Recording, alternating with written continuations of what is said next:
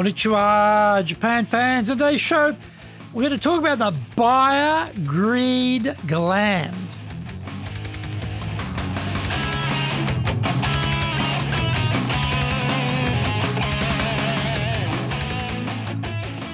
Za eigyo desu. Sore de wa ikimashou. So let's get going. This is the 5th year of the Sales Japan series podcast, broadcasting around the world from the Beverly Hills of Japan, Minato-ku, here in downtown Tokyo. It is Chic Central. I'm your host, Dr. Greg Story, your corporate coaching and training guy, committed to your success, the president of Dale Carnegie Training Tokyo, Japan, and the 3-time best-selling author of Japan Sales Mastery, Japan Business Mastery, Japan Presentations Mastery, and now my new book in Japanese, Za Eigyo, is available on Amazon.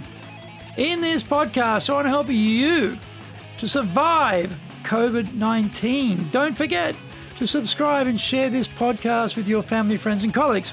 We are not being sponsored by Libsyn, but we value your privacy, which is why we have our podcast hosted by Libsyn, who, unlike many other podcast hosts, have a strict policy that does not allow access to your private information by anyone. Here is our daily podcast lineup on iTunes. Mondays, the Cutting Edge Japan Business Show. Tuesdays, the Presentation Japan series. Every second Tuesday, the Business Tatsujin no Oshie Show. Wednesdays, the Sales Japan series. Thursdays, the Leadership Japan series. And every second Thursday, the Business Pro Podcast Show. Fridays, the Japan Business Mastery Show. And Saturdays, Japan's top business interviews. Now, this is episode number 287. Today, we're talking about, can you stimulate the buyer greed gland in Japan? The sales process has a number of stages we must pass through. One big one is gaining trust.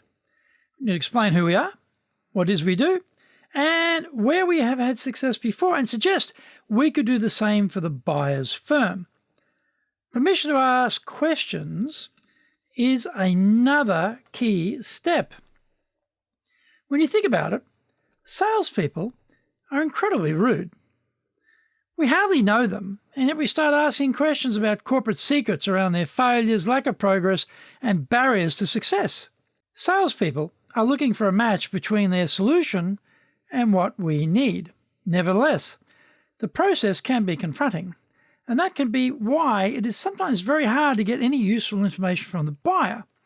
Salespeople need to ask permission first to ask a few questions in order to delve into the depths of the corporate despair and failure, and thereby learn if they have the solution this company needs. One part of that questioning process can get very personal.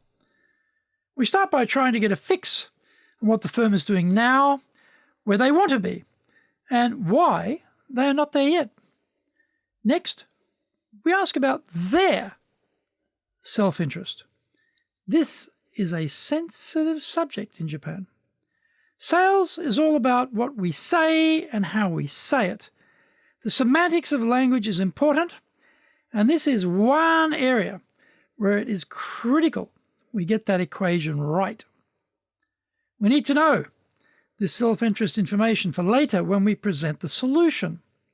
Of course, we are looking at the interests of the firm and how what we are doing is going to help the business. We are dealing with people, though, and we all have our own individual motivations. We want to connect the solution we are providing with the buyer's direct personal interests, and this is the highest level of appeal we can aim toward as the seller. In Western companies, this isn't such a big deal. If we ask, if this solution is successful, what will it mean for you personally? Then we'll get a very straight answer. They will tell us, I'll get a big bonus. I'll get promoted. My boss won't fire me, etc. The Western ladder of corporate success is up to you to climb, and consequently, people are very focused on themselves and what is in it for me. So, Being asked a direct question about the correlation between the solution success for the firm and the link to their personal self-interest is nothing to be shy or squeamish about. Japan is quite different. When we ask, if this solution is successful, what will it mean for you personally? It can be greeted by some degree of confusion. Generally, Japan has a weaker linkage between personal performance and promotion. In larger firms, it is usually a case where you move up the career ladder based on age and years of service to the firm. The summer and winter bonuses are actually deferred salary payments rather than recognition of outstanding work. So any focus on getting a big bonus is a non-starter. I've found that when I ask this question, I have to repeat it because the buyer's brain is not thinking of any connection between their individual work and a direct reward. When they finally get my drift, they demur. I don't ever recall any Japanese buyer saying things like, I'll get a big bonus, I'll get promoted, my boss won't fire me. Instead, they will say, the team will be happy, the company will benefit, everyone will feel satisfied. Find out more when we come back from the break.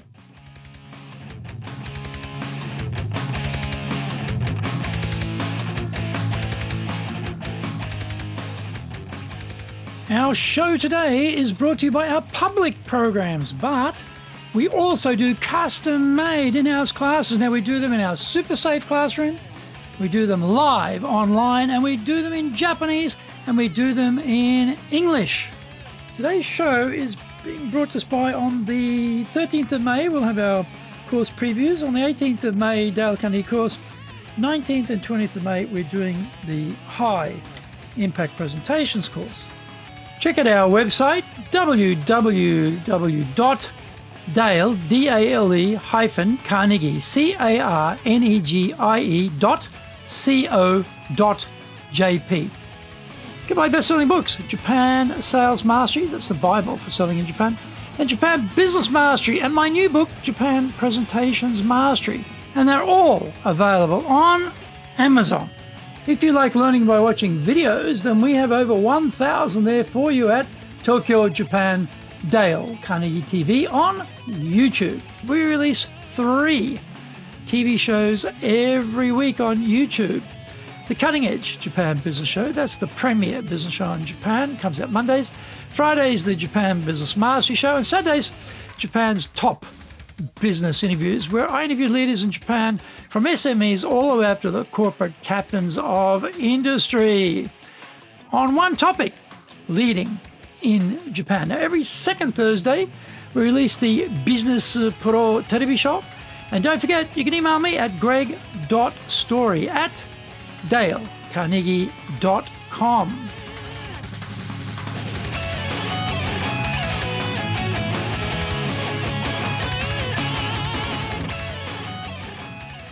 Welcome back. Actually, it doesn't matter what they say. We don't care whether they are connecting at an individual level or at the group level. All we want is them to make a connection, and we need to store that away in our mind for later when we present the solution.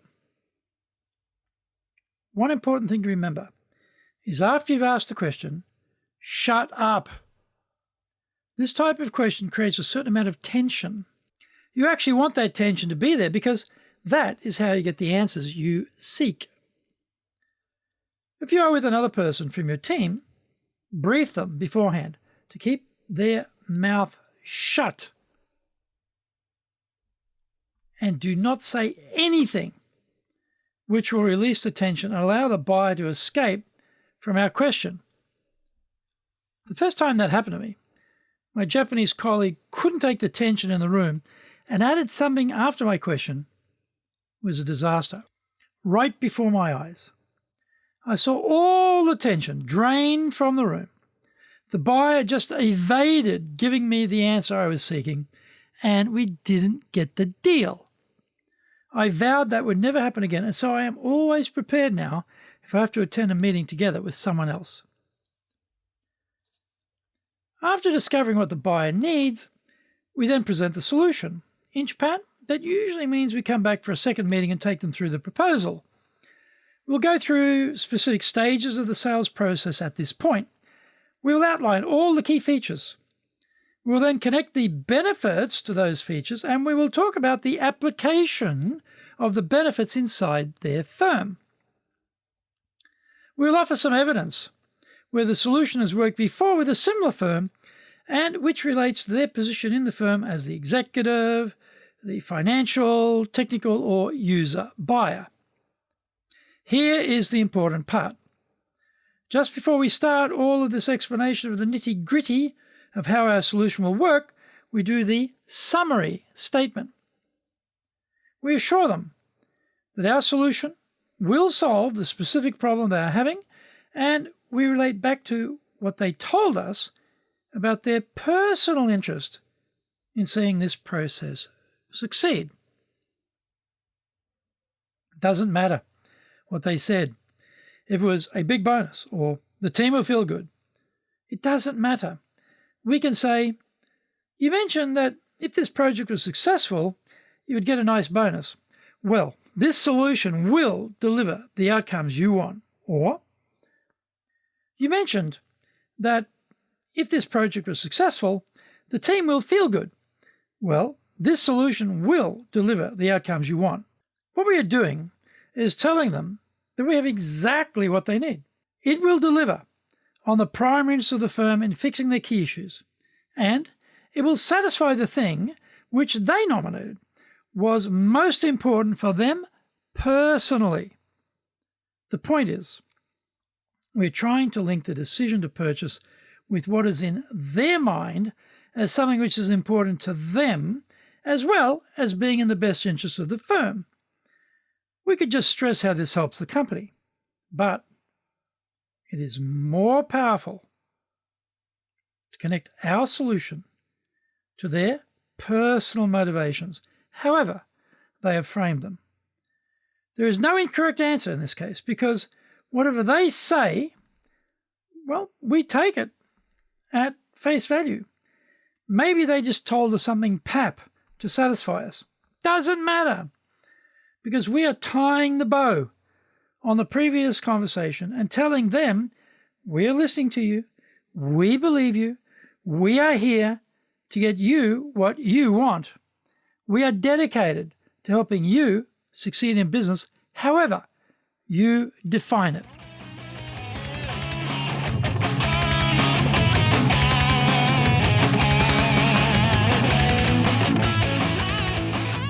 Thank you for joining the Sales Japan series. If you found the program useful, please work on your karma and share it with your family, friends, and colleagues. Don't forget to subscribe and share this podcast. Immediately apply what you've learned today. Use it and go out there and survive. Remember, I'm your corporate coaching and training guy in your corner, committed to your success here in Nippon.